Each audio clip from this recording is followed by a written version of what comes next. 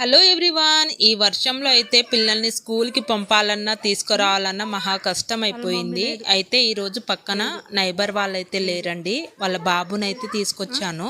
ఇక్కడ అదే అడుగుతుంది రెన్సి పాప, బిట్టు వాళ్ళ మమ్మీ లేదా అని. అయితే లేదమ్మా, వాళ్ళ అమ్మమ్మ వచ్చింది ఇంటికి అని చెప్తున్నాను.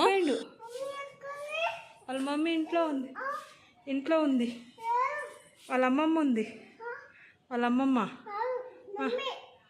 వాళ్ళ మమ్మీ ఊరికి వెళ్ళింది. నడువు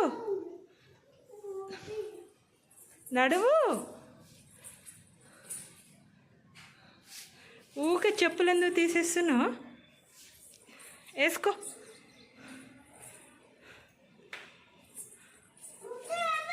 స్పోర్ట్స్ డ్రెస్ పెట్టిందా మేడము? పెట్టిందా?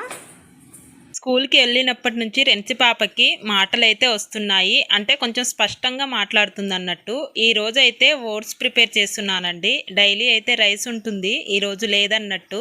రోజు రైస్ ఎక్కువ పెడుతున్నప్పుడు మిగిలిపోతుంది. ఇంకా ఈ వర్షాకాలంలో ఈవినింగ్ చల్లన్నం తినాలంటే కొంచెం కష్టంగా ఉంది కదా, అందుకే కొంచెం తక్కువ పెట్టాను ఈ రోజే రైస్ అయిపోయింది. మా బుడ్డమ్మకి రైస్ కావాలంట.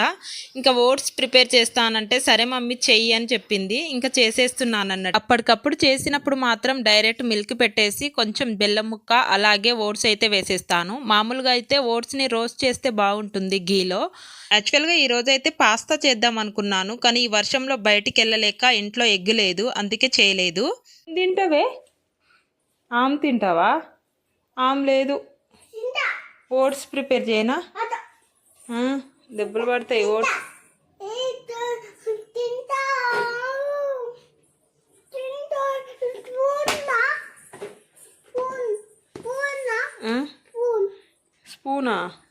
స్పూన్ ఎందుకే?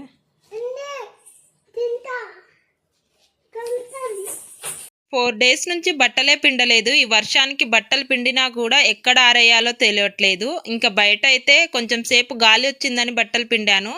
ఇంకా ఆరేసిన వెంటనే తుఫాన్ అయితే స్టార్ట్ అయిపోయింది. ఇంకేం చేస్తాం, అన్ని బట్టలు అయితే తీసేస్తున్నాను. మళ్ళీ ఇంకా జాడించేసి ఇంకా ఇంట్లోనే ఆరేయాలి. బయట వరండాలో ఆరేద్దామన్నా కూడా థ్రెడ్ కట్టుకోవడానికి అంత పాసిబిలిటీ అయితే లేదండి మాకు, అందుకే ఇంకా మళ్ళీ ఇంట్లోనే ఫ్యాన్ కింద ఆరేసుకోవాలి. అదేంటో పిల్లలు వద్దన్న పనులే చేస్తూ ఉంటారు. బయట క్లైమేట్ ఏమో చాలా కూల్గా ఉంది. వద్దు రెన్సి లోపల కూర్చో అంటే మాట వినదు. ఇంకా బయట వర్షం పడుతూ ఉంది కాబట్టి బండలు కూడా జారుతూ ఉన్నాయి. నేనే బయటికి రావాలంటే కొంచెం భయపడుతున్నాను. ఇంకా స్లిప్పర్స్ వేసుకునేటప్పుడు చాలా జాగ్రత్తగా నడుస్తున్నానండి. ఈ వర్షానికి మార్నింగ్ కూడా లేవడం చేత కావట్లేదు, కొంచెం ఓపిక అస్సలు ఉండట్లేదు. కానీ రెన్సి పాపను పంపించడం కోసమైనా మార్నింగ్ లేచి ఇంకా వర్క్ అయితే ఫినిష్ చేసుకుంటున్నాను. ఇంకా అలా ఒక ఎక్సర్సైజ్ లాగా కూడా అవుతుందిలేండి నాకు. ఇంకా తర్వాత రెన్సి పాప స్కూల్కి వెళ్ళిపోతే నేను ఇంకా నా పనులు అయితే డే అంతా చేసుకుంటాను. ఇది ఈవినింగ్ అండి. ఇంకా రెన్సి పాప స్కూల్ నుంచి రాగానే ఏదైనా స్నాక్స్ ఉంటే పెట్టేస్తాను, లేదంటే రైస్ పెడతానండి. ఈరోజు టైంకి రైస్ కూడా లేదు, అందుకే ఓట్స్ అయితే ప్రిపేర్ చేశాను. ఇంకా బట్టలన్నీ తీసుకొచ్చి లోపలే ఆరేసాను ఫ్యాన్ కింద.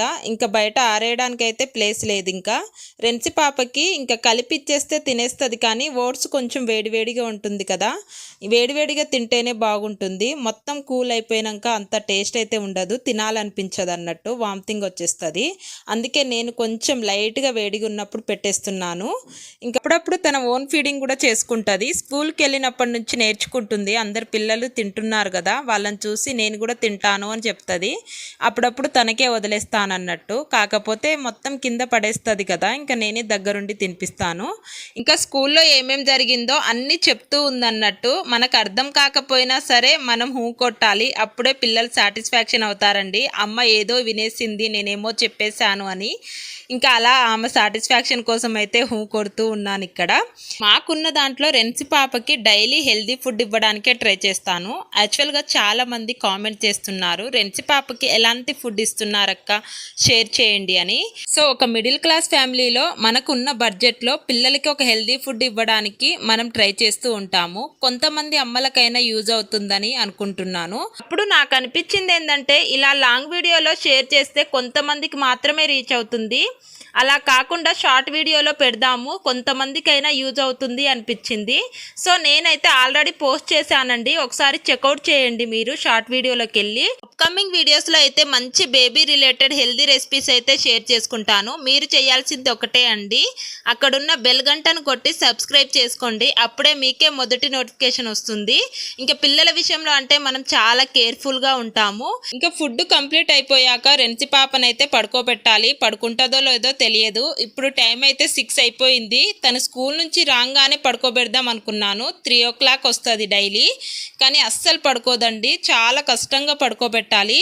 ఇంకా ఇప్పుడు కూడా పడుకుంటుందో లేదో తెలియదు. పడుకోమంటే అస్సలు పడుకోదంట. లేదమ్మా నేను పడుకోను, హోంవర్క్ చేసుకుంటాను అంటుంది. ఇంకా అంతకంటే ఏం కావాలి, డైరీ ఓపెన్ చేసి చూస్తే టెక్స్ట్ బుక్ హోంవర్క్ అయితే ఉంది. ఇంకా అందుకే దగ్గరుండి అయితే చేపిస్తున్నాను. ఇంకా రెన్సి పాపకి హోంవర్క్ చేయడానికి నా తిప్పలు అయితే అంతా ఇంత ఉండదు, కానీ పేషెన్సీ తోటి చేపించాలి, తప్పదు. ఇంకా నోట్బుక్ హోంవర్క్ అయితే చేపించేశాను. రెన్సి పాప ఇంగ్లీష్ అలాగే మ్యాథ్స్ అయితే 2 నోట్బుక్స్ అయితే ఇచ్చారు.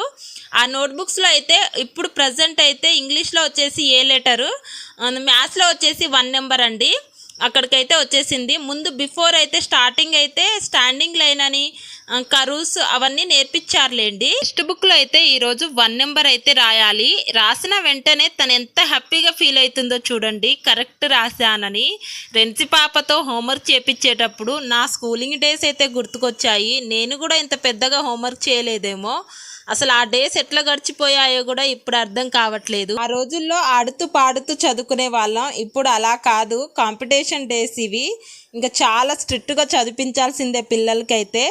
ఇంకా ఈ వీడియో మీకు నచ్చింది అనుకుంటున్నాను. నచ్చితే ఒక లైక్ వేసి సబ్స్క్రైబ్ చేసుకోండి, అలాగే మమ్మల్ని అయితే సపోర్ట్ చేయండి.